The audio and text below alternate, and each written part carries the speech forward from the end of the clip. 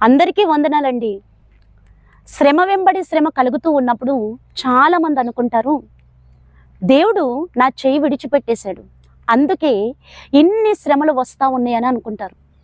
కానీ నిజమేంటో తెలుసా? నీ దేవుడు నిన్నెప్పుడు విడిచిపెట్టలేదు. ఆయన నిన్న నేడు నిరంతరం ఏకరీతిగా ఉన్నట్టు నిరంతరం నీకు తోడై ఉన్నాడు. ఆయన మోషే గారికి తోడై ఉన్న రీతిగా, యెహోషువ గారికి తోడై ఉన్న రీతిగా నీకును తోడై ఉన్నాడు. యోబు గారి జీవితంలో శ్రమ వెంబడి శ్రమ కలిగి ఉన్నది.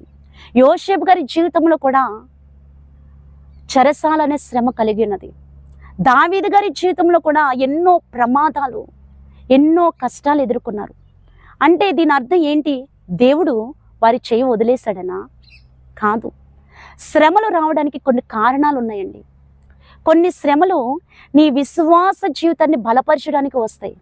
కొన్ని శ్రమలు నీ భక్తి జీవితాన్ని పరీక్షించడానికి వస్తాయి. కొన్ని శ్రమలు అపవాది దేవునికి నిన్ను దూరం చేసి నిన్ను సర్వనాశనం చేయాలని కుయుక్తి చేత నీ జీవితంలో ప్రవేశించి నీకు శ్రమలు కలుగజేస్తూ ఉంటుంది.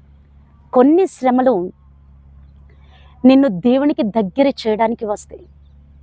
కారణం ఏదైనా సరే, నీ జీవితంలో కలుగుతున్న శ్రమలను బట్టి నీవు కలవరపడకూడదు, కృంగిపోకూడదు, దిగులు పడకూడదు. దేవుడు నా చెయ్యి విడిచిపెట్టేశాడని ఆలోచనతో భయపడవద్దు.